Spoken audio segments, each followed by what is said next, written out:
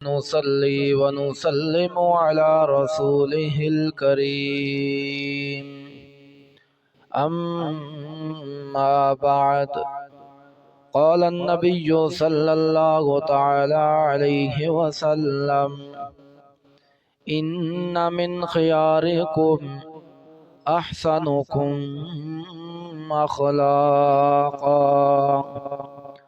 او کما قال علیہ الصلاۃ والسلام۔ رحمت عالم صلی اللہ تعالی علیہ وسلم نے ارشاد فرمایا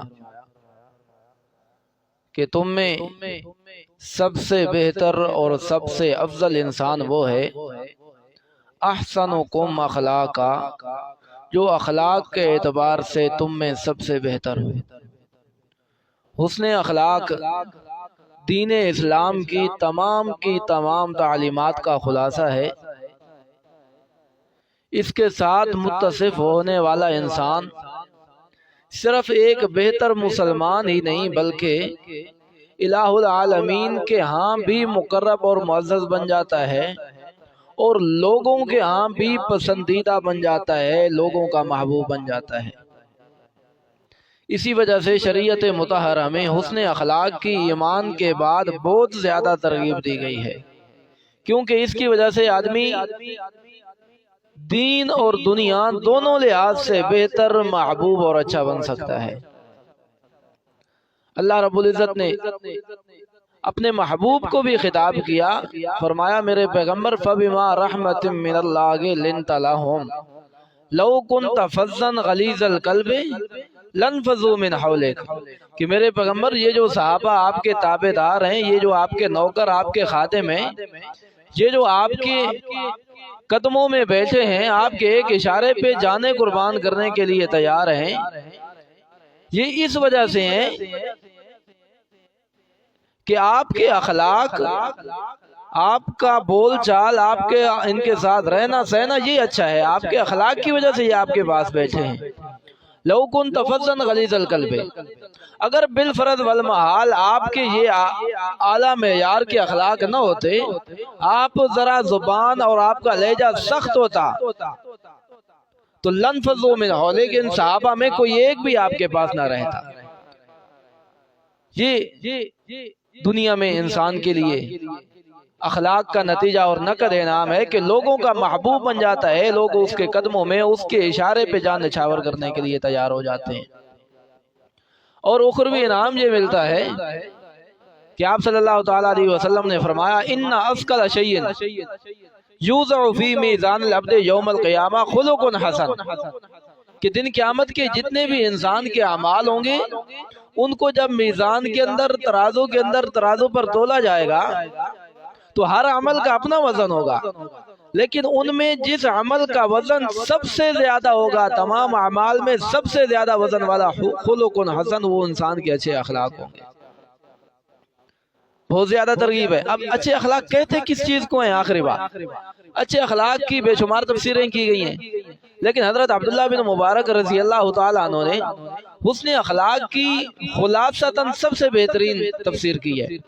انہوں نے فرمایا حسن اخلاق تین چیزوں کے مجموعے کا نام ہے، جس کے اندر یہ تین وصف پائے گئے، آپ سمجھ لو کہ یہ اخلاق کے اعلیٰ درجے پہ فائز ہے۔ ان میں سے پہلی چیز ہے بسط الوجہ، چہرے پہ رونق، مسکرا کے خوشی کے ساتھ کسی کا استقبال کرنا، کسی کو ملنا، یعنی کہ جس کے ساتھ بھی ملاقات ہو آدمی خوشی کے ساتھ ملاقات کرے، مسکراتے چہرے کے ساتھ اس کو ملے۔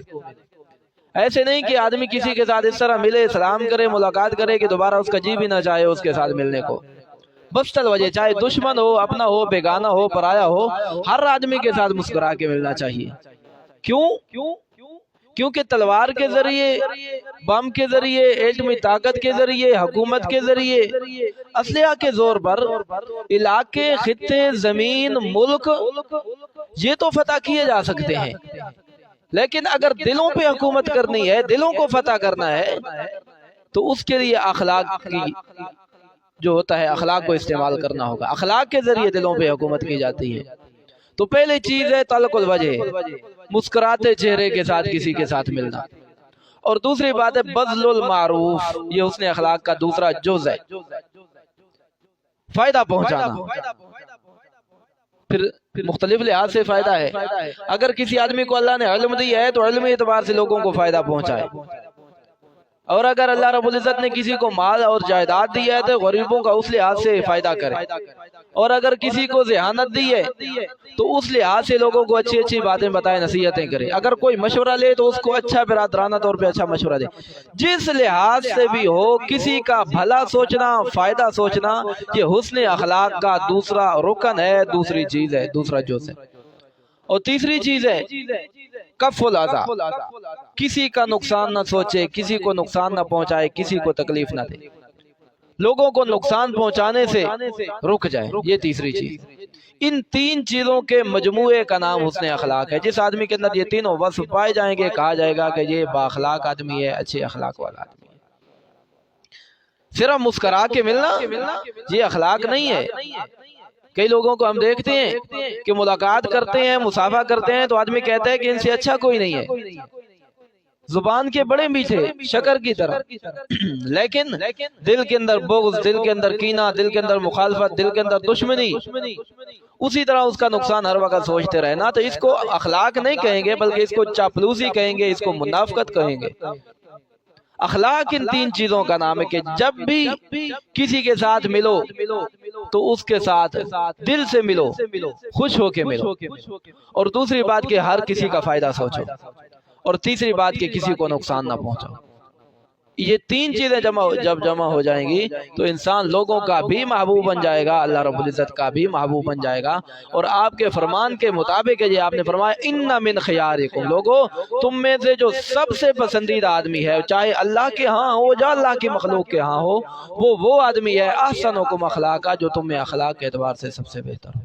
الہ العالمین ہمیں اعلیٰ اخلاق کے اوپر فائز بنائے اور اعلیٰ اخلاق سے متصف بنائے۔ وما علینا الا البلاغ المبین۔